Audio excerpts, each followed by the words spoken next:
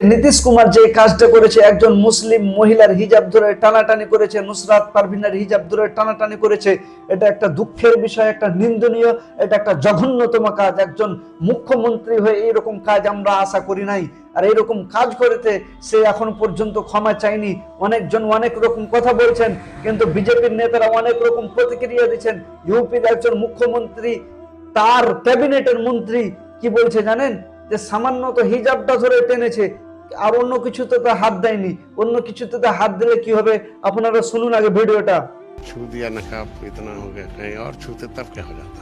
छू दिया नकाब इतना हो गया, कहीं और छूते तब क्या हो অন্য जाता। কোথাও হাত দেয়নি, অন্য কোথাও হাত দিলে যে তখন কি হতো। কিন্তু আস্তাগফিরুল্লাহ, আমরা মুসলিম, আমার মেয়ের হিজাব ধরে টানাটানি করেছে, আমরা বলছি, আমরা বলবো, তাতে করে এরকম প্রতিক্রিয়া দেবে আমরা কখনো ভাবতে পারিনি।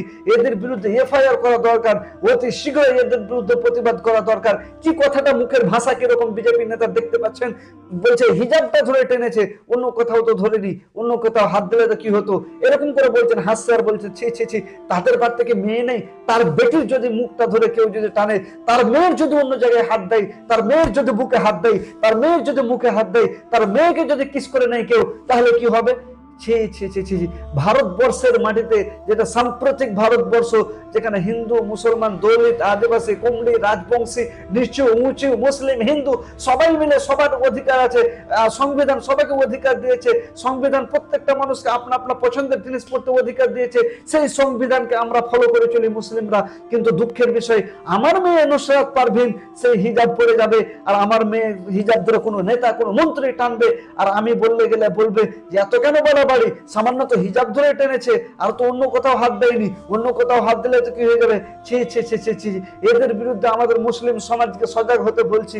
এদের বিরুদ্ধে প্রত্যেককে রাস্তায় নামতে হবে এবং প্রতিবাদ করতে হবে, এরকম কাণ্ড যেন না করে। ছি, সেই মন্ত্রীর যদি বেটির কেউ যদি বুকে হাত দিত তাহলে কি হতো? সেই মন্ত্রীর বেটির কেউ যদি মুখ ধরে গল ধরে টানাটানি করলে কি হতো?